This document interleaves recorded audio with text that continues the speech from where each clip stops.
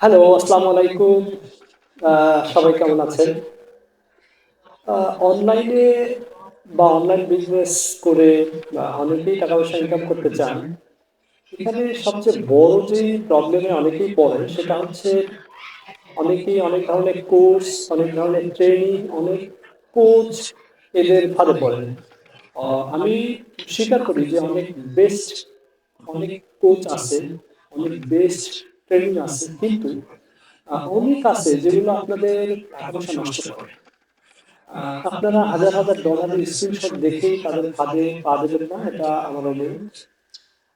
২০২৫ সালে এসেও যদি আপনারা দেখা গেছে যে একটা বেনামি আ ফেসবুক পেজ থেকে আ এমন একটা প্রোডাক্ট দেখবেন যার দাম রেগুলার ৳৫,০০০ কিন্তু আপনি সেখানে দেখবেন তারা ৳২৫০০ য় বিক্রি করতেছে।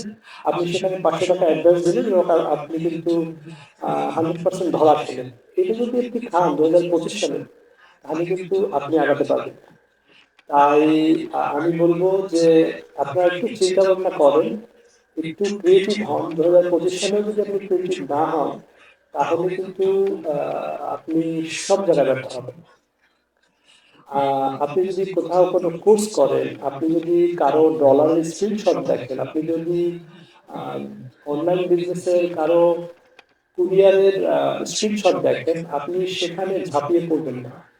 কারণ আ আপনি যেই ডলার স্ক্রিনশট কিংবা অনলাইন বিজনেস স্ক্রিনশট গুলো দেখছেন, এগুলো কিন্তু নরমালি প্রথমত এডিট করা যায়। দ্বিতীয়ত হচ্ছে যে যদি কেউ করে থাকে সেটা কিন্তু ২-১ দিনে সম্ভব হয়নি।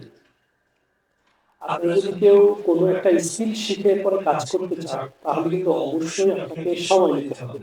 আপনাকে সেই কাজের প্রতি সময় দিতে হবে দীর্ঘদিন ধরে। এরপরেই কেবল আপনি আ একটা বেস্ট আউটপুট দিতে পারবেন। আমাদেরকে মনে রাখা উচিত যে আমরা তখনই আসলে টাকা ইনকাম করতে পারবো যখন আপনি বা আমি কোনো একটা ভ্যালু অন্যকে দিতে পারবো। আ লেটস সে ধরেন যে আপনি কোনো একটা প্রোডাক্ট যেটা কিনে হোলসেলে কিনে আপনি রিটেইলে বিক্রি করবেন। এখানে তো স্পষ্টত আমরা জানি এটা কেনাবেচার বিজনেস। এরপরে ধরেন যে আপনি আ অনলাইনে ফ্রিল্যান্সিং করবেন, সেখানে আপনি একটা ডিজাইন করবেন, বিনিময়ে আপনাকে টাকা দিবে মানুষ।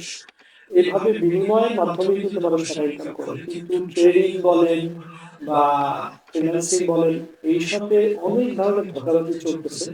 এগুলো কিন্তু আমরা হালকা পাতলা সামান্য যাচাই করলেই বুঝতে পারবো। তাই আমরা আশা করি যে এই ব্যাপারগুলো থেকে আমরা ২০২৫ সালে বেঁচে থাকতে পারবো। আপনাদের সবাইকে ধন্যবাদ। ভালো থাকবেন।